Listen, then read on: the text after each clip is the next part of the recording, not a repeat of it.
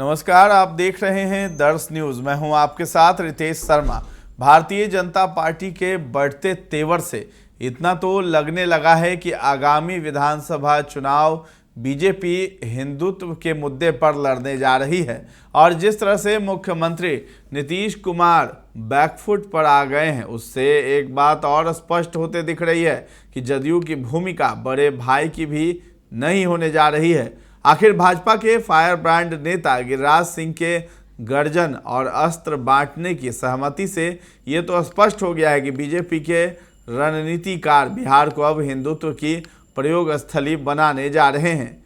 केंद्रीय मंत्री और भाजपा के फायर ब्रांड नेता गिरिराज सिंह कल तक भले जुबानी जंग के जरिए हिंदुओं की बेबसी परोसते केवल सवाल खड़े कर रहे थे, लेकिन केंद्रीय मंत्री गिरिराज सिंह अब एक्शन में आ गए हैं और 18 अक्टूबर से हिंदू स्वाभिमान यात्रा निकालने की घोषणा कर सेक्युलर चरित्र वाले नीतीश कुमार की परेशानी भी बढ़ा दी है।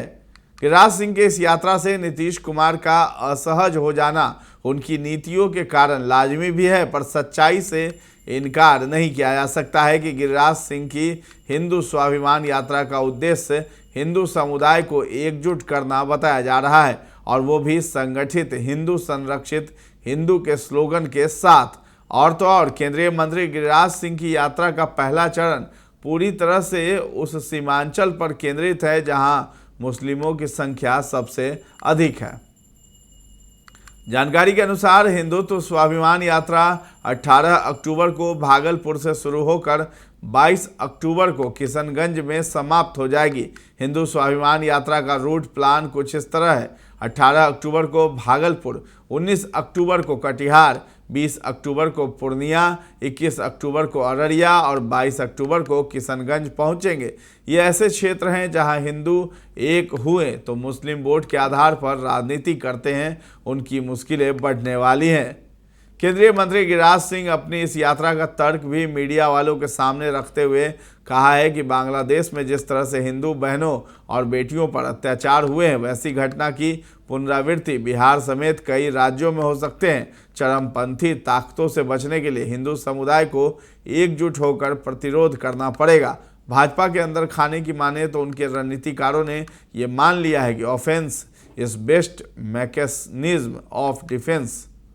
वैसे भी सबका साथ, सबका विकास और सबका विश्वास का कोई विशेष असर नहीं दिखा।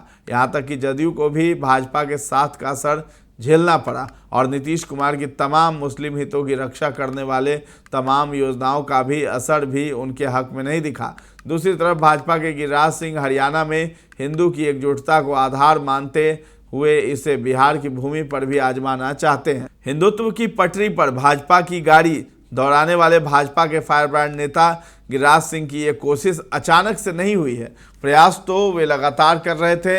अपने बयानों के जरिए इस मुहिम को वो हवा देते रहे, पर विधानसभा 2025 में कट्टर हिंदुत्व की धारा बहाई जाएगी, इसका संकेत तो उन्होंने उसी दिन दे दिया जब दुर्गा पूजा के क्रम में जनता के हाथ अस्त्र थमाए जाने का खुलकर समर्थन किया और कहा कि हम सनातन धर्म के लोग दुर्गा पूजा में माँ की पूजा अस्त्र शस्त्र के साथ करते हैं, तो अगर अस्त्र बांटा जा रहा है तो इसमें कुछ गलत नहीं है। गिरिराज सिंह ने यह भी कहा था कि आरजेडी के तमाम नेता जब माथे पर टोकरी लेकर फुलवारी शरीफ मजार पर जा सकते हैं, तो हिंदू अस्त्र शस्त्र की पूजा कर घर में क्यों नहीं रख सकते हैं।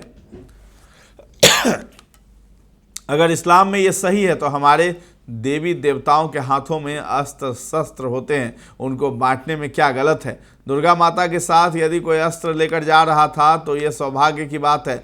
मैं तो कहूँगा कि हर हिंदू के घर में देवी देवताओं के शस्त्रों की पूजा होनी चाहिए और उन्हें घर में रखना चाहिए ताकि उनकी पूजा से हमारी रक्षा हो सके।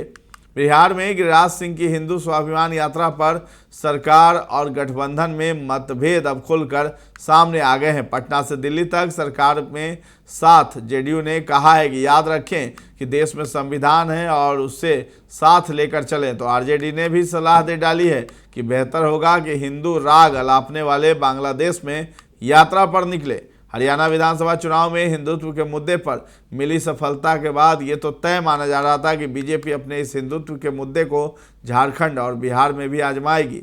इसकी पहल बीजेपी के फायरब्रांड नेता गिरिराज सिंह ने हिंदू स्वाभिमान यात्रा निकालकर बीजेपी की रणनीति का न केवल खुलासा किया है बल्कि इस बात का संकेत भी दे दिया कि ये भाजपा के लिए करो और मरो वाले संघर्ष के समान है। यही वजह भी है कि बीजेपी का शीर्ष नेतृत्व राज्य के मुख्यमंत्री नीतीश कुमार के उस आग्रह से दूरी बनाए रखा जिसमें बार बार केंद्र सरकार पर चुनाव समय पूर्व कराने का दबाव बनाया जा रहा था। बीजेपी की अपनी प्लानिंग तय है। अक्टूबर-नवंबर के पूर्व अभी बीजेपी कई अभियान को अंजाम देने की तैयारी कर रही है। वैसे भी बीजेपी इस बात को लेकर लगातार परेशान रहती थी कब नीतीश कुमार पलटी मार देंगे। बीजेपी के अंदर खाने की माने तो साल 2025 बीजेपी की नीतियों का चुनाव होगा जहां जेडीयू या अन्य पार्टियां सहयोगी की भूमिका में होंगी। तो फिलहाल इस खबर में इतना ही है। दर्श न्यूज़ के साथ बने रहें और अभी तक हमारे चैनल को आपने सब्सक्राइब नहीं किया है तो ज़रूर कर लें। धन्यवाद।